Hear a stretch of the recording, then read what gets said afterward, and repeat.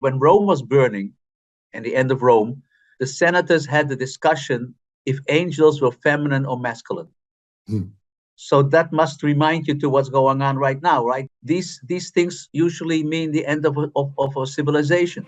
And it usually ends with taking up too much debt to keep the people happy because they don't want to work that hard anymore.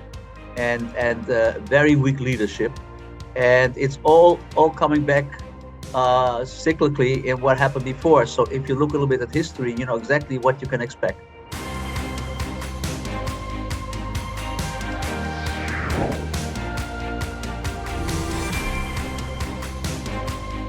Welcome to another episode of Conversations That Matter. I'm your host, Alex Newman, Senior Editor at the New American Magazine. We have a very special guest today, one of the leading technical analysts in the world. His name is Charles Nenner. He's with the Charles Nenner Research Center. The Financial Post called it one of the top technical research firms in North America. And Dr. Nenner himself was named one of the legendary technical analysts by Forbes.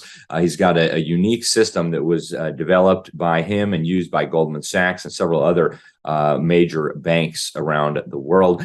He was actually trained as a medical doctor. He was first a surgeon, later a psychiatrist, and went to Wall Street and discovered some really interesting things involving cycles and financial markets. And he developed actually an algorithm that combines this cycle with several other indicators and comes up with some really, really interesting data and information. And so he's been with Merrill Lynch out of their Amsterdam office. He actually graduated from the University of Amsterdam's medical school. He's been the director of research at Windsor, New York. And now he is the founder and president of the Charles Nenner Research Center. Dr. Nenner, thank you so much for joining us today. I'm wondering if you could talk to us about these cycles that you see, especially as it relates to war cycles. Where do you suppose it's going now with Ukraine and NATO and Russia? Do you get anything out of your technical analysis and your algorithms? Yes, definitely. I was working on the cycle wars that start in the Mandarin Empire about 3,000 years ago. And my work has long-term cycles and short-term cycles. So you have big wars and small wars in between. This all is based on the fact that things don't move at random. If you never know what's going to happen next, you cannot make any prediction. So, but when you assume that things don't happen at random, then you can take a look. I think it took thousands of years until Newton saw that the apple falls down, and then he made a theory out of it. And if he would have thought it happens at random, he would have never have come up with it. So this is a bit against what they teach us in society. We're conditioned to think different. We're conditioned to think we're in charge, and we make our own ideas. And if you think that, you don't get anywhere. So I did for some head of states, I started working on war cycles. And to give you a very simple war cycle that everybody can check is that about 10, 15 years ago, I think it was on Fox, I mentioned that in the second decade of new century, there should be a big war, which is going on now. And if you go back 100 years, then you have the First World War that was continued in the Second World War. And if you go down 100 years, you get the Napoleon War, who tried to take over Europe. And if it's very interesting, if you Google and you say major wars around the second decade of the new century, you can go back to the year 400, 500, and you find every time a war. Now, in between, there are also wars. That is a smaller cycle. I just want to bring up the idea that it's very strange that every time in the second decade of a new century, there starts be a very difficult situation, and the chances for a big war are there. Just to get a feel for the fact that things don't move at random, and then we can continue to look using my algorithm, which we usually use for the financial markets, to find the next war. That is fascinating. And so do you suspect that this conflict involving Russia and Ukraine may grow into something larger, or do you think it's going to move somewhere else? Or what do you think? Are we likely to see now an expansion of this war into some sort of catastrophic global conflagration? Well, my cycles show that it's going to be like a status quo, kind of neutral right now. And it's going to pick up again in the middle of next year because another cycle is bottoming by the end of next year. Based on what I understand is that I think we're going to have the world in two different parts, which happened also in the First World War and the Second World War. the countries they use certain small countries in order to set the stage, which is happening now. And I think we're looking for a combination soon of Russia, China, Korea, North Korea, and Iran against what we would call the West. And Ukraine is just a trial out what's going to happen. So I think we're in a very dangerous situation. On top of that, we have a 60 years of social unrest cycle. Maybe you remember, I mean, you're much younger than me, you don't remember, but in the 60s was the last big social unrest, and the 60 years is over, so now we have the new social unrest. So especially for the United States, it's going to be a very dangerous period from inside and from outside. So you mentioned social unrest. I was going to ask you about that. What does that look like? I mean, in 2020, of course, we had the racial unrest across many U.S. cities with the Black Lives Matter and the defund the police movement. Do you expect that will continue to grow or something different? It could even end up in a civil war. Yeah, I wrote an article that when Rome was burning, and the end of Rome, the senators had the discussion if angels were feminine or masculine. So that must remind you to what's going on right now, right? That's our big issue. Which toilet are we going to use and where? So these things usually mean the end of a civilization. Now, there is other cycle that is about 250 years long, and every start of a new civilization usually ends after 250 years, which is up now if you start with a civil war in the United States. And it usually ends with taking up too much debt to keep the people happy because they don't want to work that hard anymore, and very weak leadership. And it's all coming back cyclically in what happened before. So if you look a little bit at history, you know exactly what you can expect. Yeah, it seems so terrible to think that there are just these impersonal forces and we're just kind of victims of these cycles.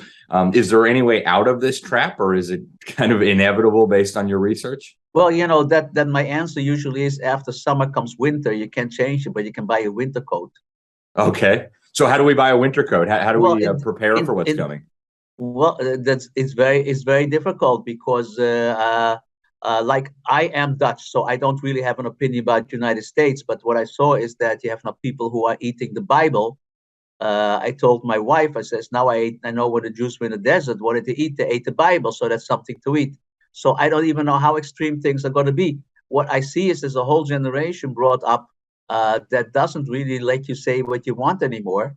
The free speech is really in danger in the United States.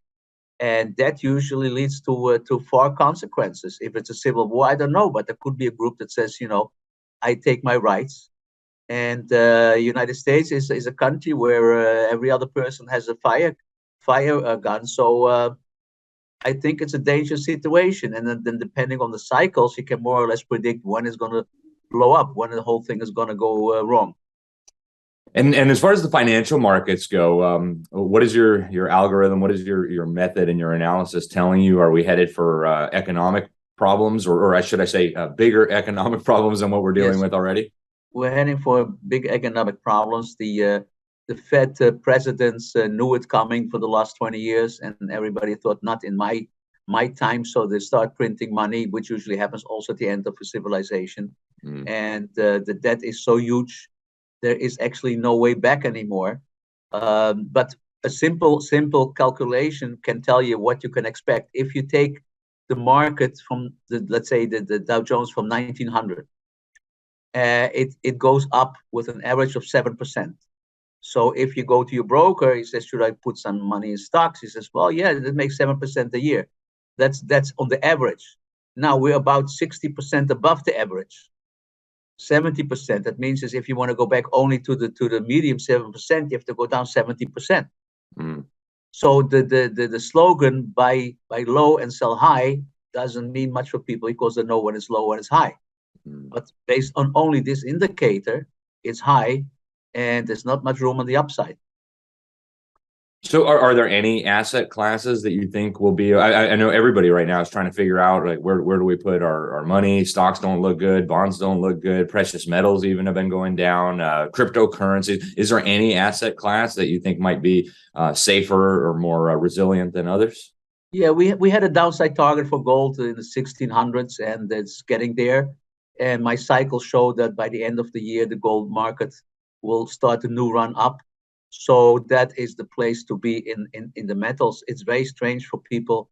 They don't understand there's inflation and there's war cycles and there's a mess, but gold doesn't go up simply because the cycles are not up yet. They're still down. But once they start turning up, that's the place to be for the moment. Very good. Dr. Nenner, anything else you want to share with us? Anything else that your analysis is showing that you think would be important for people to understand or to know about or to be prepared for even? Well, it's the only thing I can tell people is that my theory, I repeat it, is based on things don't move at random. If you want to see how it works, you can always go to our website and we explain how it is. And then you don't have to listen to the news of today or tomorrow because that actually doesn't influence. Let me give you one last example. Let's say you and I own IBM, and IBM goes up 50% in a year, and IBM comes out with a great growth expectation. Now, the IBM can go up and down. If it goes up, then the Wall Street Journal will write, people poured into IBM because it's doing great. But now the numbers are still great. So how does IBM go down? Well, the Wall Street Journal will write, people took profit because they don't think they can do better next year, which means is the interpretation of the facts based on cycles is more important than the facts themselves. So we make the facts ourselves based on the interpretation. And as long as you don't know the interpretation, you can listen to all the news, but it's not going to help you to know what's going to happen in the future. Okay, very good. Well, before we let you go, I just have a question about human nature. I mean, why do these cycles happen? What is it about humanity, mankind? Do you have any idea, any theory to explain why we see these cycles in human civilization? Yeah, now we go very far because when I was doing my work, I had a friend who was an astronomer, and he says, "Oh, these cycles just look like the sunspot intensity of the sun." And we start working on that. And what I can tell you is there's an intensity of the sun called the sunspot cycle. If you want to know ahead where it's going, you can go to NASA and go to the website because they know usually a couple of weeks ahead. And that sunspot intensity creates a magnetic field over here down in our world. And the crystallization of water has to do with what the intensity is. And since our brain are like 80% of water, we think that we have freedom of thinking, but it's based on the intensity of the sunspots. So there is a physical component of all the work that I do. So it's actually built in nature, the cycles, and that goes further. That's based on what the nature is of the sun and the sunspot intensity. I'm sure there's much more. I just don't have time to look further into it. So there is a basis to understanding cycles. Fantastic. Well, Dr. Nenner, I want to thank you very much for coming on the program with us today, sharing your insights, very valuable information. And you, of course, are with the Charles Nenner Research Center. What's the best way for people to follow your work? Just go to the website, or are you on social media? Go to charlesnenner.com, and we usually, or not usually, we give 30 days free. And it's just interesting. People don't have to become a subscriber. It's interesting to see how you can approach financial markets and social unrest cycles, and just to see what is out there. Excellent. Dr. Nenner, thank you so much. All right, folks, that was Charles Nenner, the founder and chief of the Charles Nenner Research Center. This is Alex Newman for Conversations That Matter at the New American Magazine. Thank you for tuning in. Until next time, God bless you all.